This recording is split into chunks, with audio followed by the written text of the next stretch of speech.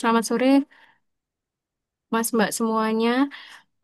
Selamat bergabung di Belajar Mandiri pada sore hari ini. Untuk Belajar Mandiri hari ini akan dipresentasikan oleh Dr. Sally dengan topik tumor mediastinum. Saya persilakan untuk Dr. Sally untuk mempresentasikan tentang tumor mediastinum. Selamat sore semuanya. Di sini saya akan mempresentasikan mengenai tumor mediastinum. Di mana tumor mediastinum itu didefinisikan sebagai adanya massa abnormal yang ada di antara paru, eh, di antara ruang antara paru kanan dan kiri. Di mana mediastinum itu berisi jantung, pembuluh darah, arteri, kemudian kelenjar timus, saraf, jaringan ikat, KGB dan salurannya. Jenis tumor mediastinum sering berkaitan dengan lokasi tumor dan usia penderita. Pada anak-anak, itu tumor yang sering ditemukan itu ada di posterior dan sebanyakan itu adalah tumor saraf. Tetapi pada orang dewasa seringnya ditemukan di anterior dan dengan jenis limfoma atau timoma.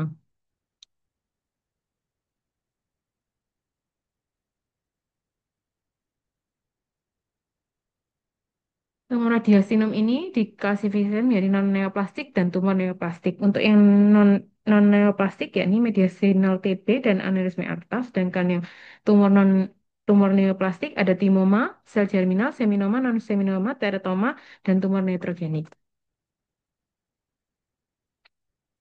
Untuk gejala dan tanda, sebelum mendiagnosis kita patutnya untuk mengetahui bagaimana gejala dan tanda dari seseorang yang dicurigai menderita tumor mediastinum, di mana gejala dan tanda ini tergantung dari organ yang terlibat.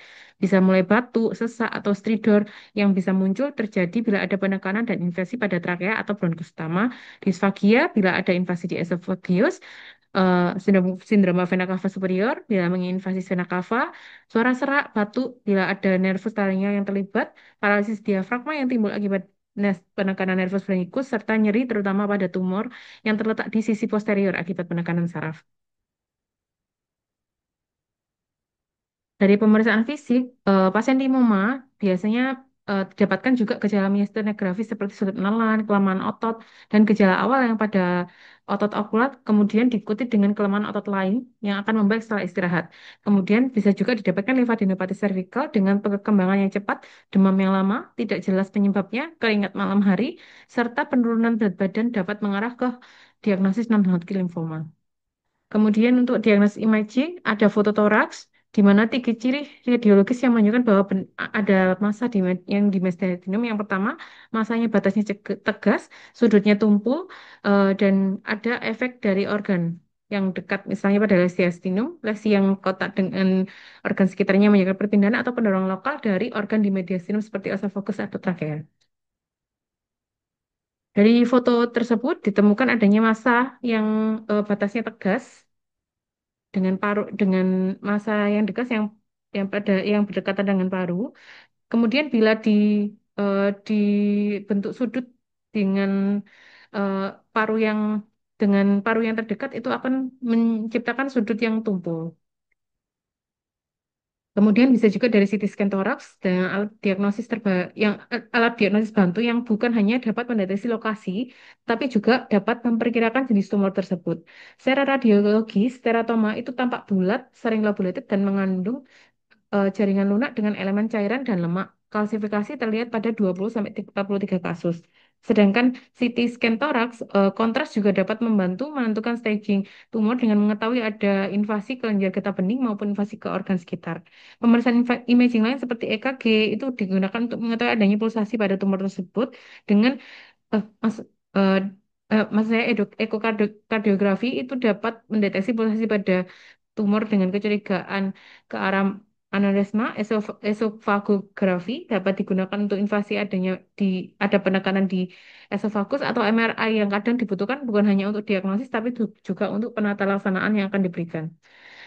Kemudian pemeriksaan tumor marker yang meliputi LDH, beta HCG, AFP, dan ALP, di mana pada jenis non-seminoma terdapat peningkatan yang bermakna pada LDH, beta HCG, dan AFP. Kemudian untuk pemeriksaan dari tumor ini bukan terapi ini bukan untuk bukan untuk diagnosis, tapi untuk menentukan prognosis dari sel germinal yang bermetastasis pada pasien. Pemeriksaan dari tumor marker tersebut pasca pengobatan dengan kadar normal diperlukan untuk menilai respon terhadap terhadap kemoterapi, meskipun perlu juga dipertimbangkan untuk pemeriksaan fisis, fototorak, dan CT scan. Sedangkan untuk tumor tiroid itu yang dicek adalah T3, FT4, TSA yang mencurigai ke arah tumor tiroid. Dan pada tumor tiroid itu biasanya TSH-nya normal dan atau menurun dan tidak bermakna. Dan T3 dan T4 itu bisa dalam batas normal atau meningkat yang tidak terlalu bermakna. Kemudian untuk diagnosis berikutnya ada bronkoskopi yang dilakukan untuk menginvestigasi ada pendorongan atau penenggelaman tumor di saluran nafas dan lokasinya, menilai adanya invasi dari tumor ke saluran nafas, membedakan tumor mediastinum dan kanker paru primer, serta memberikan informasi ke bedah toraks lokasi dari bronkoskopi pre-op.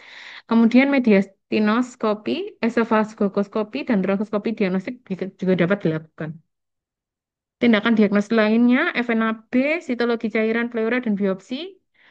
Biopsi bisa melalui transtorakal, itu bila tumornya besar dan lokasinya tidak terlalu banyak pembuluh darah. Sedangkan biopsi transtorakal dengan tuntunan CT scan atau fluoroskopi itu dapat menurunkan risiko terjadinya pneumotoraks dan pendarahan serta false negatif. Kemudian teknik percutaneous core needle biopsi itu untuk tumor radiasi yang memiliki sensitivitas 91,9% dan spesifitas 90,3% dengan komplikasi pneumotoraks 11% dan hemoptisis 1,6% dari 70%.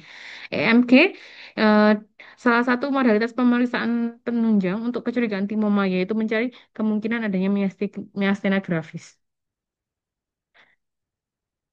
Tumor mediastinum dari berat asalnya untuk tumor mediastinum tanpa kegawatan atau kegawatan yang telah teratasi itu dilakukan anamnesis, pemeriksaan fisik dan laboratorium rutin.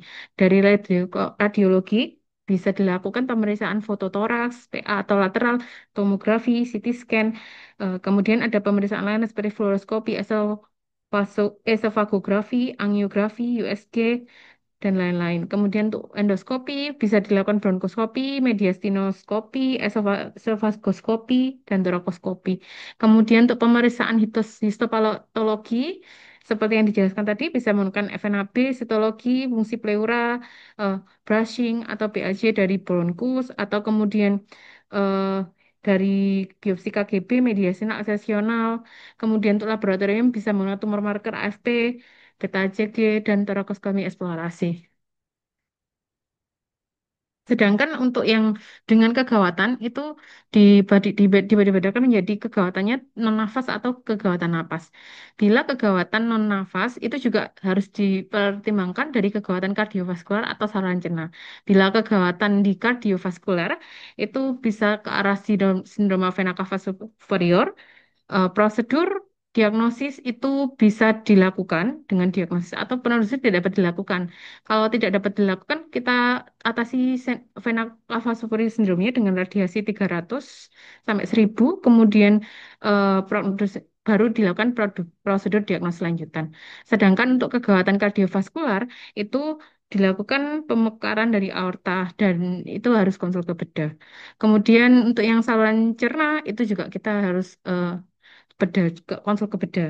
Kemudian untuk kegawatan nafas bisa steroid atau dengan radiasi 300 sampai 1000 dan standby dari bedah.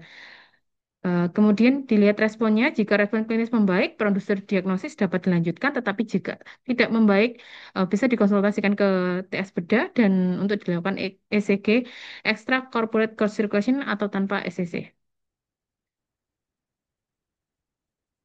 Untuk penata laksanaan bergantung dari sifat tumor, bisa jinak atau ganas. Jika jinak, ke bedah. Jika ganas, berdasarkan jenisnya. Multimodalitas yakni bedah, kemoterapi, dan radiasi. Untuk penata laksanaan timoma tergantung pada staging, demikian juga dengan prognosisnya. Secara umum, terapi untuk tumor mediastinum ganas adalah multimodalitas, yakni bedah, kemoterapi, dan radiasi. Kemudian untuk penata laksanaan timoma berdasarkan staging dan klinis penderita bisa pada stage 1 itu bisa dengan extended timotemectomy. Sedangkan pada stage 2 itu bisa dengan dikombinasikan dengan ETT dan radioterapi. Untuk stage 3 ETT, extended radiation, dan radioterapi serta kemoterapi. Kemudian stage 4 debulking, kemoterapi, radioterapi, serta untuk stage 4A, kemoterapi, radioterapi, dan debulking. Berikut staging dari eh, timoma dan timikarsinoma, di mana TX bila kita tidak dapat mengakses tumornya, tumor primernya, kemudian T0 jika tidak ada bukti adanya tumor primer, kemudian T1 jika tumor NKS terkas atau dia menginvasi dari lemak di mediastinum serta bisa juga untuk menginvasi ke pleura. Kemudian T1A jika tidak ada mediastinal pleura ter terinvasi, kemudian T1B bila tumor itu secara langsung menginvasi mediastinal pleura. Kemudian T2 bila tumor secara langsung menginvasi perikard, kemudian T3 bila tumor secara langsung menginvasi atau dari menginvasi paru, vena brachiocephalica superior, vena cava superior, nervus rhenicus, dinding toraks dan extrapericardial pulmonary artery atau vena. Kemudian eh, T4 jika tumor menginvasi menginvasi ke dalam aorta, ascending, descending atau pembuluh atau arteri intraperikard, pulmonari, di miokardium, trakea dan esofagus. Kemudian eh, di untuk lymph node-nya jika NX jika pada limfa regional tidak dapat dinilai, kemudian untuk N0 jika tidak ada metastasis lymph node, kemudian N1 jika di anterior, kemudian N2 jika metastasis itu ditemukan di cervical atau intratorakal.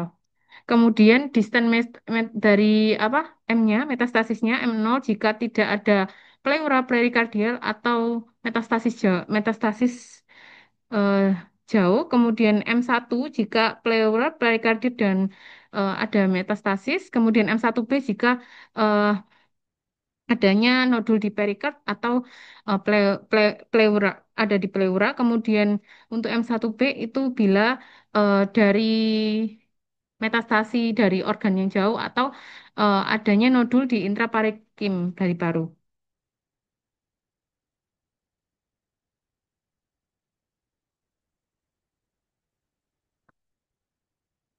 Ini seperti yang dijelaskan di yang slide pertama tadi. Kemudian eh, berikut stagingnya sesuai dengan kategori dari TNM dari edisi ke-9. Setelah penatalasaan primer, pemantauan dari kekambahan harus terus dilakukan. CT scan toraks setiap 6 bulan selama 2 tahun dilakukan eh, dilakukan setiap tahun sekali hingga 10 tahun untuk timoma, hingga 5 tahun untuk karsinoma timus. Terapi sistemik lini kedua dari timoma dan karsinoma timus yakni pemetrexed, everolimus, paxilocel, octreotide atau tanpa dengan atau tanpa prednison, gemcitabine, kemudian 5 fluorouracil, etoposide, Ivosamid, serta terapi sistemik lini 2 yang terbukti tidak efektif digunakan untuk karsinoma timus berbeda dengan timoma. Kemudian untuk klasifikasi dan staging menurut WHO, tumor sel germinal mediastinal histologi tunggal, seminoma, karsinoma embrional, tumor Yosek, koriokarsinoma, teratoma matur, teratoma immatur, tumor sel germinal mediastinal lebih dari satu jenis, TSG campuran, polyembryon varian, TSG dengan eh, gejala dengan keganasan tipe somatik dan TSG dengan keganasan hematologi. Untuk yang staging klinis tumor sel gimana dibagi menjadi 3 stadium berdasarkan TNM. Stage 1, batas tumor baik atau dengan atau tanpa pelekatan vokal ke pleura atau perikardium yang tidak ada invasi ke organ sekitar secara mikroskopis. Stage 2, tumor yang berbatasan dengan mediastinum serta terdapat infiltrasi ke secara makroskopis atau mikroskopis ke dalam seluruh sekitar. Stage 3, tumor dengan metastasis terdiri atas metastasis ke intratorak atau ekstratorak. Untuk yang 3A yang intratorak, yang 3B yang ekstratorak. Kemudian tumor sel germinal Ini bergantung pada subtipe sel tumor dan staging penyakit. Sekitar 70% dari pasien dengan tumor ganas sel germinal dapat disembuhkan. 20-30% dari penyakit tahap lanjut gagal dalam mencapai respon komplit dan meninggal karena penyakitnya. Seminoma sensitif terhadap kemoterapi dan radiasi, non-seminoma resisten terhadap radiasi, dan pilihan terapi dengan kemoterapi. Teratoma jinak, reseksi komplit, teratoma ganas, multimodalitas, yakni mulai beda kemoterapi dan radiasi. Seminoma penata laksanaannya tergantung dari bila resectable tanpa gejala asimptomatik terbatas di mediastinum anterior tidak metastasis lokal atau jauh bisa dilakukan multimodalitas bedah kemoterapi dan radiasi dan untuk survival 5 years survival-nya lebih dari 90%.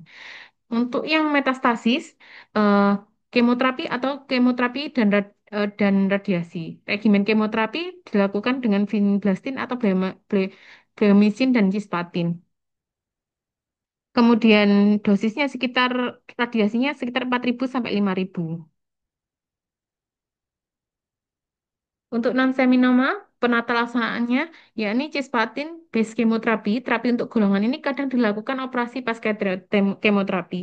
Ya, kemudian regimennya cisplatin, bleomycin, dan etoposide. Regimen yang terdiri dari cisplatin dan bleomycin dapat diberikan selama 4 siklus. Untuk kemoterapi 3 sampai 4 siklus itu kita perhatikan tumor pankreasnya yakni beta HCG, AFP dan kita perhatikan juga foto normal. Jika dari AFP, beta HCG dan foto toraksnya normal tidak perlu terapi lanjutan. Tetapi jika abnormal mungkin bisa dipertimbangkan dilakukan reseksi bedah di mana bila teratomanya jinak dan atau ada jaringan listrik, maka tidak perlu terapi lanjutan. Tetapi bila tumor dapat diangkat atau ada sisa tumor, terapi dapat dilanjutkan. Kemudian bila kadar beta HCG normal atau fototoraks abnormal, itu bisa dilakukan reseksi bedah. Kemudian bila kadar beta HCG dan AFP-nya meningkat, kemoterapi dapat dilanjutkan. Bila kadar AFP tertinggi, mungkin bisa dilakukan supportive care.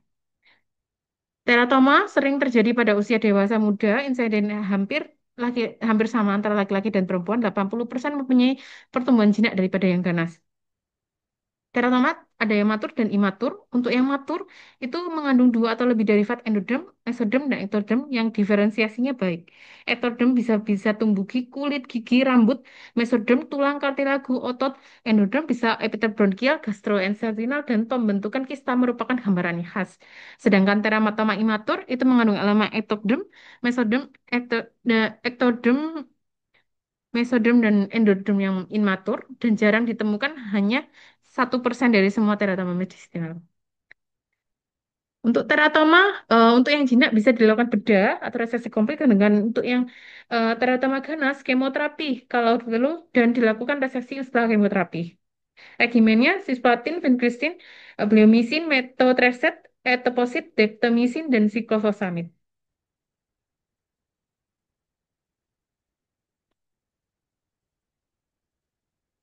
Terima kasih, mohon arahan.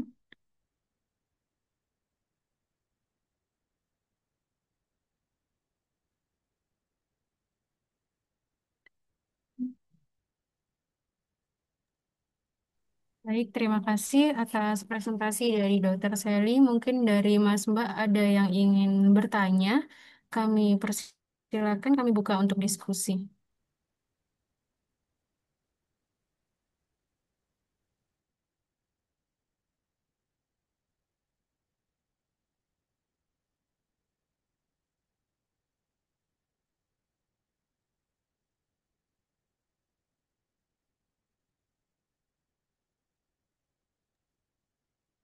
Izin ada Mbak Rosa dan Mas Yudi, mungkin ada asupan atau ada tambahan dari Mbak Rosa atau Mas Yudi? Strawberry itu Mbak Laris itu pasti. Kalau kalau ada judulnya rasa kapur ya. Mbak Iva. Kan agak sumring-sumring gitu. Iya. Silakan. Nah, mereka seneng kan. Ini apa Mbak Sally boleh lihat yang slide tata laksana Timoma.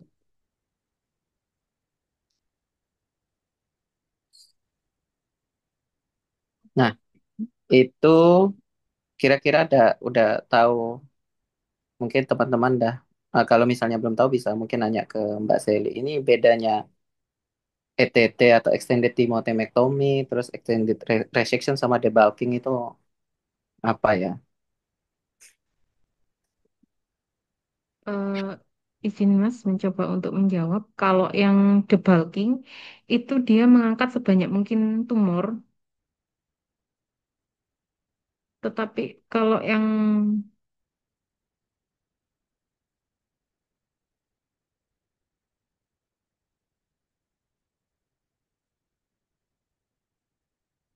kalau yang ETT itu hanya mengangkat bagian timusnya. Mohon arahan Mas.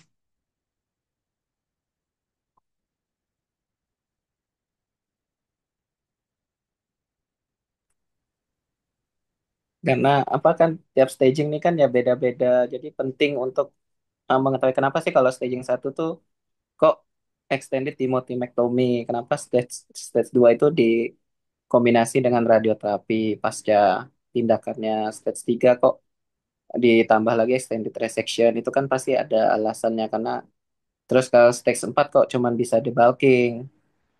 Ya alasannya kembali ke staging tadi ya. Karena kan kalau staging 4 kan sudah ada apa namanya?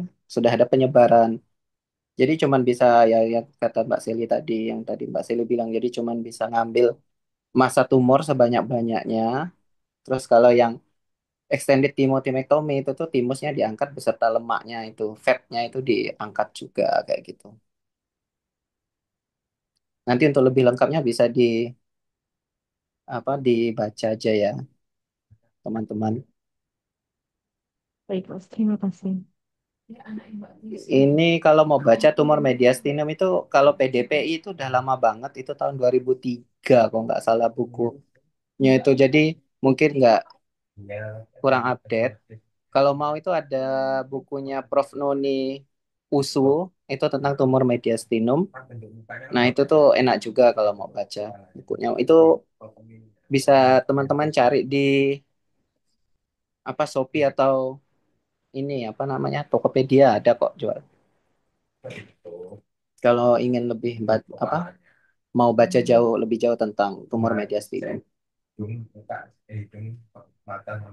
Terus saya mau lihat yang ini Mbak Seli yang germ cell.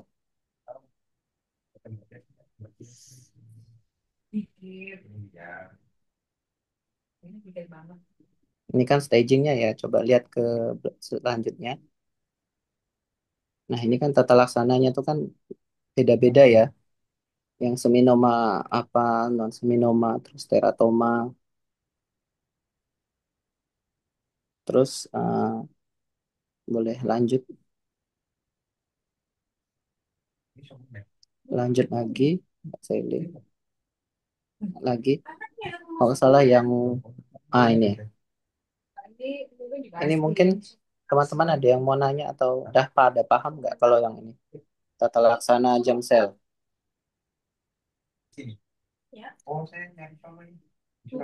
Belum paham, Mas. Hah? Belum paham, Mas Yudi. Jelaskan kami, Mas. Ya intinya kalau jam sel itu tetap di awalnya ya di kemo ya jam sel itu ya 3 sampai 4 siklus. Terus habis itu evaluasinya pakai apa? Ini karena ngambilnya dari buku PDPI ini. Jadi masih pakai foto tora. Yang mungkin kalau yang baru kita kan evaluasi pakai CT scan ya. CT scan tora kontras. Nah, jangan lupa kalau pada jam sel itu kita harus mengevaluasi ini apa namanya tumor marker. Apa tumor markernya ya HCG dengan AFP. Kalau misalnya normal, terus CT scan-nya itu sudah misalnya normal ini maksudnya nggak ada sisa massa ya, maksudnya bersih gitu, tidak perlu terapi lanjutan. Tapi kalau misalnya kadar apa namanya tumor marker beta HCG dan FP-nya normal, namun dari CT scan evaluasi masih ada sisa masa yang masih ada masanya masih ada terus itu bisa dilakukan dengan reseksi ya syaratnya ini tumor markernya harus normal dulu. Nah kalau tumor markernya masih tinggi itu harus dilanjutkan kemoterapi nggak bisa dibedah.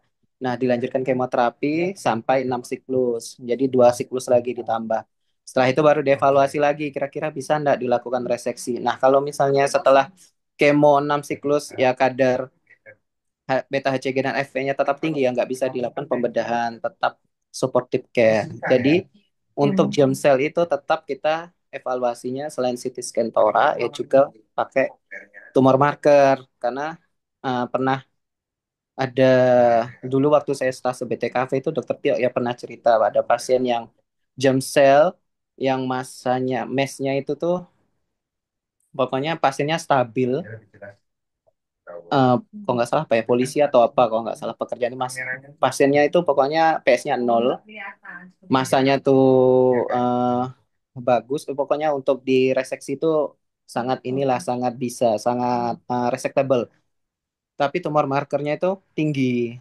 Nah, direseksi ternyata post reseksi PS-nya langsung jelek, langsung apa kondisi pasiennya langsung drop setelah direseksi. Jadi tetap apa namanya tumor marker ini diusahakan untuk dikembalikan ke normal dulu baru dilakukan pembedahan. Terus ini Mbak Sally tadi ada enggak gambar-gambar itu ya? Itu kan yang penting kalau untuk yang teman-teman di ruangan kan ini apa mediastinum itu pembagiannya. Itu kan masih senang, masih suka salah-salah tuh. Ada nggak gambarnya? Mungkin Mas. Mana mediastinum anterior, medius, posterior, terus untuk pendekatannya kalau anterior itu tumornya apa aja, kalau di medius tuh ada apa aja, kalau posterior apa. Izin Ah, Mas Yudi, boleh tanya nggak Mas? iya, Mas, kalau misalkan yang germ cell, yang seminoma dan sebagainya, itu mempengaruhi ini nggak ya Mas? Fertilitas nggak ya? Saya kok entah gimana, kayaknya ada memori juga, ada. ada pasien yang terus entah akhirnya menikah atau akhirnya gimana gitu loh Mas. Nah dia menanyakan ke kita, apakah masih, kan usianya juga biasanya kan masih usia produktif kan Mas. Iya, iya. Nah dengan fertilitas itu apakah mungkin Mas Yudi ada eh, pengetahuan tentang hal itu Mas?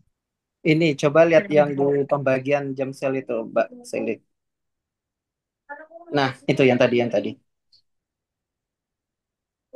Mana yang tadi yang setelah ini kayaknya. Nah, ini yang tadi sebelum staging. Nah, ini itu kan ada ini kan pembagian menurut WHO ya macam-macam. Terus ada yang nah nomor 3 nomor 4 jadi yang coba coba tak jelasin ya yang nomor satu ini kan histologinya tunggal. Maksud histologi tunggal tuh ya PA-nya cuman ketemu satu tok. Jadi ya seminoma. Terus ketemu teratoma ya teratoma entah dia matur atau imatur. Terus kalau yang non seminoma itu ada tiga ya karsinoma embrional, yolk sac sama koriokarsinoma itu non seminoma semuanya ya. Terus yang nomor dua ini yang lebih dari satu jenis histologi. Jadi dalam satu masa tumor itu heterogen. Jadi di situ ada unsur seminomanya, ada unsur non seminomanya juga.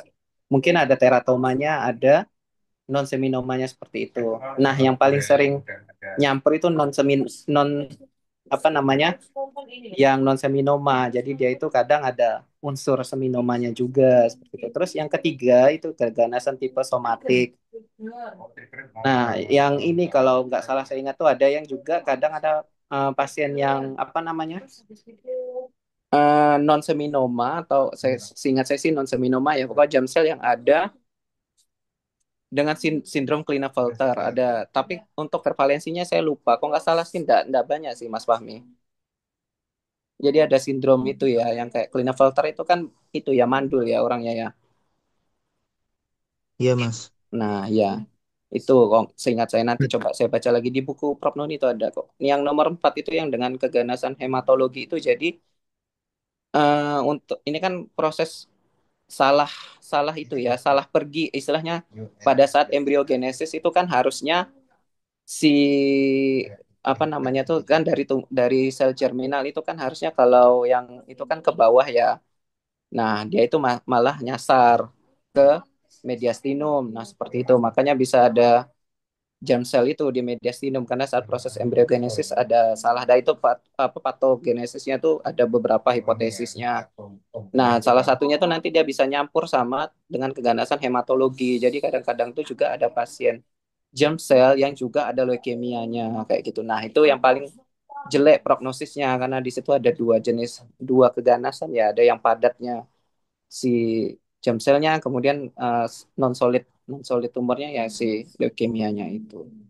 Kayak gitu. Kalau nggak salah sih Berarti nggak kayak yang kalau yang ada seminoma sindrom masih masih Klinefelter-nya itu. masih ini ya Mas ya. Mungkin masih bisa subur gitu ya. Gimana, Mas? Kalau misalkan yang kayak seminoma yang sudah kemo gitu-gitu Mas, Mm-mm, atau misalkan dia masih sudah selesai operasi, mm-mm, terus misalkan ternyata R-nya R0 gitu, ya. udah kena operasi. Nah, itu berarti eh, insya Allah masih bisa ini ya, fertilitasnya masih bisa lah ya. Ada yang Iya, pernah ke posang, terus ingat saya sudah selesai kemo, hasilnya bagus, foto ronsen dan mm, sebagainya nggak ada lagi habis gitu lah. Terus dia usia masih muda kan laki-laki. mm-mm. Tuh, terus ibunya nanya, Dok, kalau nikah gimana gitu. Oh iya. Nah, ya maka pentingnya kalau jangan lupa teman-teman kalau ketemu pasien apa namanya pasien kecurigaan germ cell itu jangan lupa dilakukan USG testis juga kalau pasiennya laki-laki ya. Jadi kita sekalian tes screening lah. Ada something abnormal nggak di apa di testisnya atau apa gitu ya.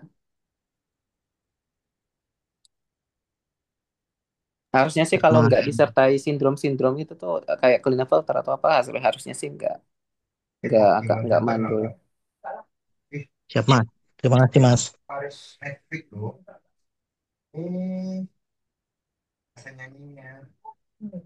Ada tambahan asupan lagi mungkin dari Mbak Rosa. Udah,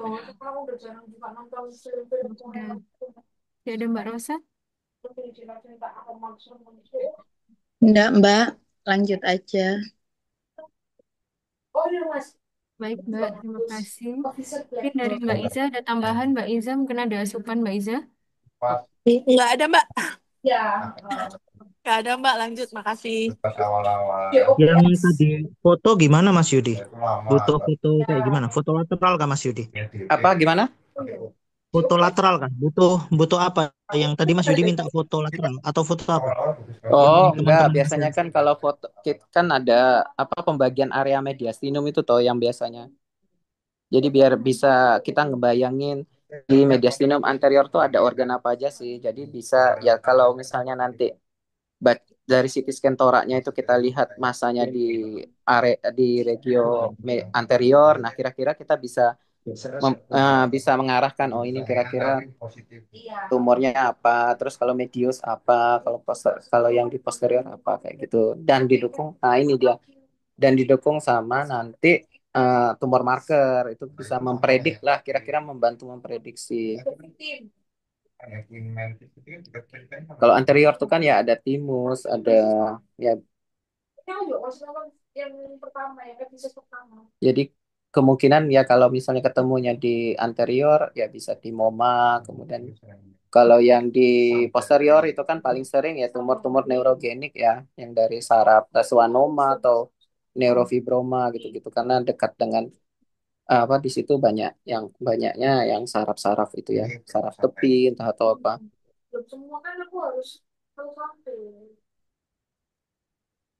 Ini sebenarnya yang ada yang kurang Mas ya. Tapi enggak apa-apa lah. Belum Iya, ada nggak apa-apa. limfoma Mas. Nah, Limfoma ini yang maligna pun batas-batasnya juga teman-teman. Biasanya kan sering ditanya di MR itu batas mediastinum anterior tuh dari mana ke mana, posterior mana, medius yang mana. Nah, ini yang pembagian 4 nggak apa-apa terserah. Mau pakai yang 4 mau pakai yang 3 yang penting kan ada referensinya.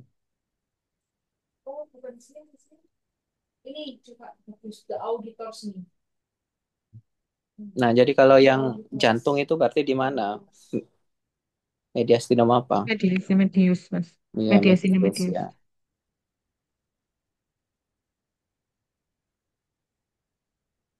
Jadi isi mediastinum ya banyak, jantung juga isi mediastinum. Ya, macam-macam isinya. Ada timus, ada tiroid, ada apa?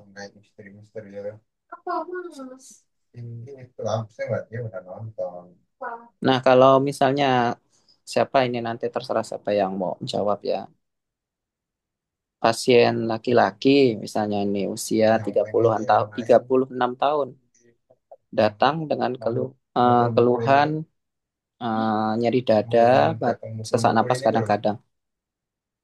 Terus di foto tora ada pelebaran mediastinum di CT scan apa gambarannya di mediastinum anterior. Terus ya tiba-tiba pasiennya juga ternyata tiba-tiba datang lagi keluhannya ada keluhan ke arah miastenia gravis. Nah, kira-kira mikirnya tumor apa kalau kayak gitu?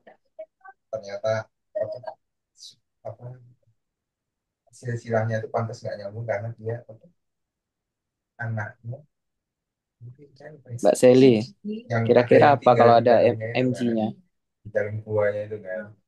Masa di anterior, anteromedius lah ya. Kira-kira terus ada keluhan miastenia gravis. Kira-kira tumor mediastinumnya yang mana? Walaupun nanti kita harus tetap tegakkan lewat PA ya.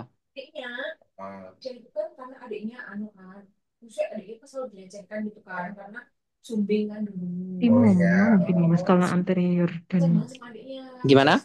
timoma mungkin, Mas, karena ada di anterior, kemudian ada pada pasien timoma juga ada kebanyakan ada gejala miastenia gravis, kenalan, kemudian kelemahan. Nah, ya, jadi clue-nya itu ya. Mediastinumnya di anterior atau anteromedius, terus ada miastenia grafisnya. Nah, itu. Jadi clue-nya ya kita langsung kira-kira bisa mengarahkan itu ke timoma. Nah, nanti tinggal lihat kalau udah itunya tinggal lihat stagingnya ya.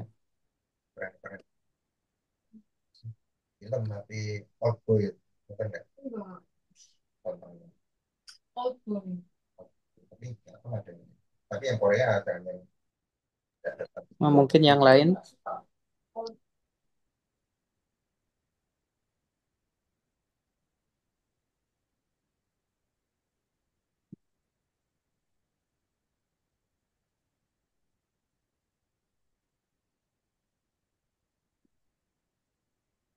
Izin dari Mas Mbak yang lain ada tambahan. Itu Mas Baim tuh yang mau posa tuh. Yo, silakan Mas, Mas ya, Ibrahim. mau tanya Mas. Lo kok malah nanya harusnya menjelaskan nih. Kan udah belajar bawa pretest toh Senin. Iya Mas, itu loh Mas, teratoma matur itu kan pembedahan kan Mas. Iya, Maksudnya kalau dia R1 atau R2 lanjut kemoterapi apa enggak sebenarnya? teratoma ta. Coba Matur. lihat. Coba lihat.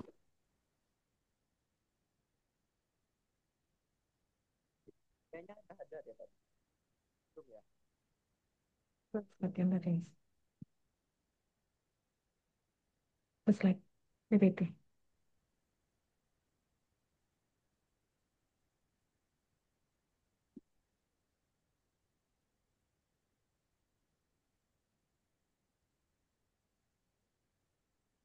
Itu yang kita tolakkan.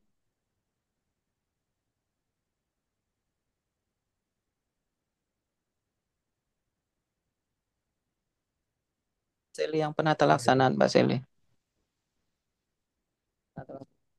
Ini pelaksanaan. Apa tadi? Matur imatur ta. Iya Mas, yang kalau matur itu kalau pos bedah masih sisa itu ada kemoterapinya apa enggak? Apa ya dibiarin atau gimana Mas? Ini kan bilangnya juga bedah aja. Kalau Cina. Nah, hati-hati. Kalau pada dewasa, dewasa itu kalau imatur itu udah pasti ganas ya. Tapi kalau matur belum tentu Cina seperti itu dia. Harus lihat Dengar ya, dulu. Mas? Maksudnya matur, teratoma matur ada campuran. Mas Yudi suaranya kecil. Halo, halo ya. Ya Mas. Siap Lihat Mas. oh, ininya apa kita tentukan dulu jenisnya dia masuk apa masuk yang Cina atau ganas. Nah, hati-hati kalau dewasa. Dewasa anak itu beda kebiasaannya.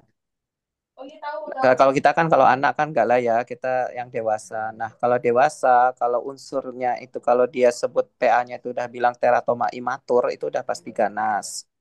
Nah, kalau ganas itu namanya apa? Tata laksananya ya seperti itu ya. Kalau ganas kemoterapi dan ya kalau bisa dilakukan reseksi. Dan ini lewat MDT sih pasti reseksi pos kemoterapi. Nah, kalau misalnya dia ternyata teratoma Cina ya. Kalau yang saya baca ya kalau Cina itu ya cukup pembedahan Mas Baim. Tapi mungkin nanti tetap kalau tulisan-tulisan di buku itu pembedahan tanpa radioterapi. Dia nggak nyebut-nyebut kemoterapi di situ. Cuman pembedahan toh. Tapi kalau yang ganas, nah kemoterapi ya itu seperti yang di slide Mbak Seli itu boleh reseksi, bisa dilakukan reseksi pos kemoterapi jika diperlukan. Nah itu lewat MDT. Intinya nanti lewat MDT seperti apa.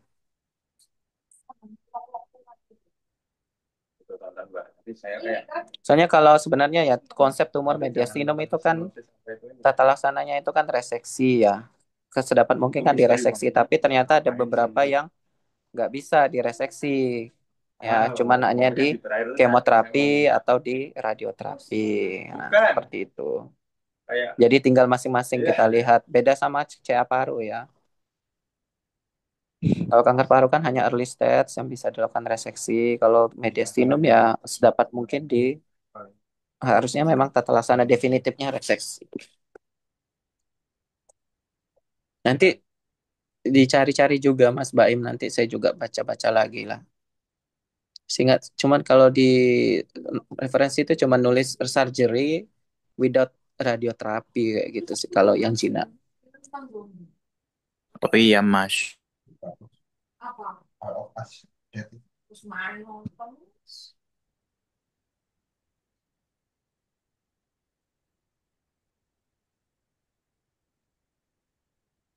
Baik, terima kasih asupannya Mas Yudi, Mas Ibrahim. Mungkin ada tambahan lagi dari chief-chief yang lainnya atau Mas Mbak yang lainnya?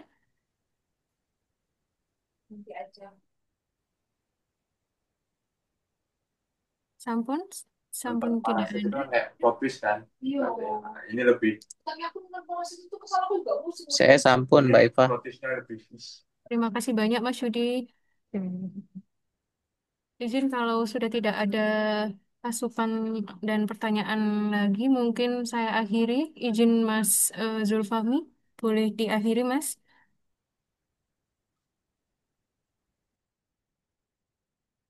Ya, Baik, izin kami akhiri untuk belajar mandiri hari ini. Terima kasih banyak Mbak Seli atas presentasinya. Terima kasih banyak Mbak Mas semua yang sudah meluangkan waktu untuk hadir pada sore hari ini.